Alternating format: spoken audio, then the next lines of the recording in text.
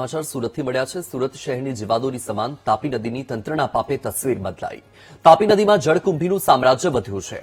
વાલક ઇન્ટેકવેલ નજીક ગટરના પાણીથી જળકુંભી વધી।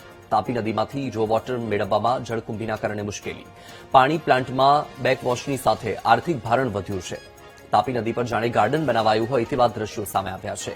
નદીમાં જળકુંભીના કારણે પાણી વિતરણમાં પણ સમસ્યા સર્જાઈ છે। તાપી શુદ્ધિકરણ માટે કરોડોનો ખર્ચ કરાય છે। શહેરમાં દૂષિત પાણીની 12,000થી વધુ ફરિયાદો મળી।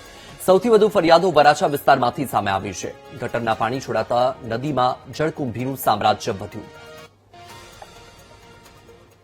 આ મુદ્દે વધુ માહિતી આપી રહ્યા છે સંવાદદાતા ધ્રુવ સોમપુરા। ધ્રુવ, તાપી નદીના જે આ દ્રશ્યો સામે આવી રહ્યા છે એ તાપીના શુદ્ધિકરણ પર સવાલ ઉઠાવી રહ્યા છે, કારણ કે જળકુંભીનું જે રીતે સામ્રાજ્ય જોવા મળી રહ્યું છે, સમજાતું નથી કે આ નદી છે કે શું છે। બિલકુલ, સુરતના તાપી નદીમાં આ જળકુંભીનો જાણે અજગરી ભરડો હોય તે પ્રકારનું જોવા મળી રહ્યું છે।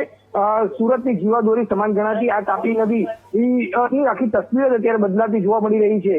એક તરફ એવું કહેવાય રહ્યું છે કે તાપી નદીનું શુદ્ધિકરણ 900 કરોડ ખર્ચે કરવામાં આવી રહ્યું છે અને વાલક પાટિયા એટલે કે વાલકથી ઇન્ટેકવેલ જે ગટરનું પાણી અંદર ભળે છે તેના કારણે જળકુંભી વધી રહી છે, પરંતુ હવે તો તેમાં પણ ફેરફાર કરવામાં આવ્યો છે। તેમ છતાં જે છે તે દર વખતે આ પ્રકારે જળકુંભી જે છે તે એનું આખો અજગરી ભરડો જોવા મળી રહ્યો છે અને તેના જ કારણે અશુદ્ધ પાણીની અનેક ફરિયાદો સામે આવી રહી છે।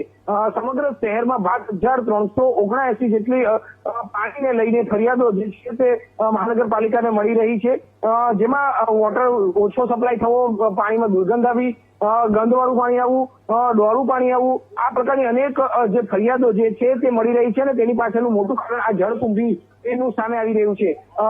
કરોડોના રૂપિયાના ખર્ચા કર્યા છે, પરંતુ ત્યાં તમામ ખર્ચા જાણે પાણીમાં ફરી વળતા હોય તેવું હાલ જોવા મળી રહ્યું છે અને જ્યારે પણ વરસાદ આવે છે, ચોમાસું આવે છે અને પાણીનું સ્તર જ્યારે તાપી નદીનું વધે છે અને પૂર જેવી સ્થિતિ સર્જાય છે, ત્યારે આ તમામ જળકુંભી જે છે તે દરિયામાં વહી જાય છે અને ફરી